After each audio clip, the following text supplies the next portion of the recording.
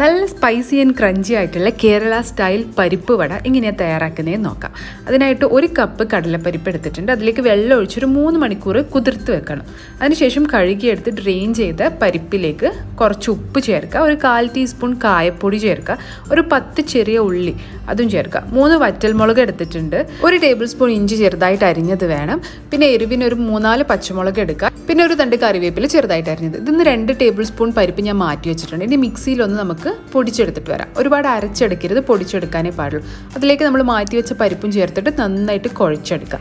എന്നിട്ട് ഇന്ന് ചെറിയ ബോൾസ് ആക്കി എടുത്തിട്ട് കൈൻ്റെ ഉള്ളിൽ വെച്ചിട്ട് ഇതുപോലെ ഒന്ന് പ്രസ് ചെയ്ത് കൊടുക്കുക. നടുക്ക് കുറച്ച് തിക്കായിരിക്കും, സൈഡൊക്കെ ഫ്ലാറ്റ് ആയിട്ടാണ് വരിക. ഇനി വെളിച്ചെണ്ണയിലാണ് കേട്ടോ ഇത് പൊരിക്കുന്നത്. വെളിച്ചെണ്ണയിൽ പൊരിക്കുമ്പോഴാണ് കൂടുതൽ ടേസ്റ്റ്. ലോ ടു മീഡിയം ഫ്ലെയിമിൽ ഇട്ടിട്ട് 2 വശവും നന്നായിട്ട് മൊരിഞ്ഞു വന്നാൽ നമുക്കിത് കോരി മാറ്റാം. നല്ലൊരു കട്ടൻ ചായയുടെ കൂടെ ഇതങ്ങോട്ട് സെർവ് ചെയ്യാം. അപ്പോൾ ബിഗിനേഴ്സിനൊക്കെ ഹെൽപ്ഫുൾ ആവും. ട്രൈ ചെയ്ത് നോക്കിയിട്ട് ഫീഡ്ബാക്ക് അറിയിക്കാം. താങ്ക്